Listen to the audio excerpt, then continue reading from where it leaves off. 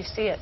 There is the bridge collapsed completely into the river. Rush hour in Minneapolis, Minnesota, August 1st, 2007.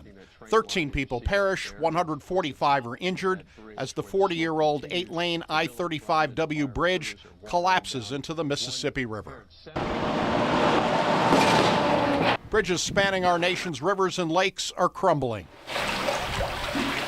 The American Society of Civil Engineers reports 1/4 of the country's 607,000 bridges are structurally deficient or functionally obsolete.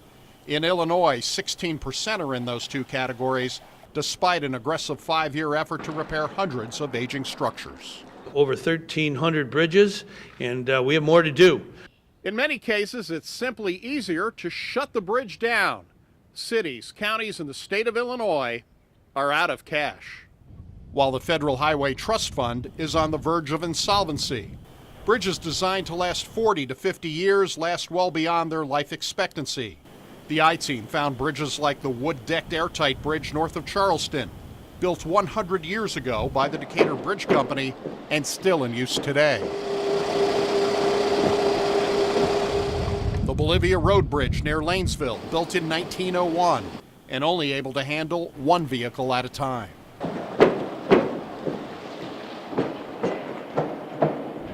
Lawmakers like State Senator Chapin Rose say that while Illinois does a good job maintaining the interstate system, more needs to be done locally. I know I'm steadfast in my point of view that this needs to not just be about state routes, but also about our local counties and townships. Shelby County is one of the largest geographic counties in the state and has a real mess on its hand when it comes to bridges. But this capital bill that was passed, again, I didn't vote for it, did virtually nothing to address local needs. Governor Pat Quinn is attempting to get a new transportation funding program passed to fund road and bridge improvements. Built a bridge across the Mississippi River in East St. Louis.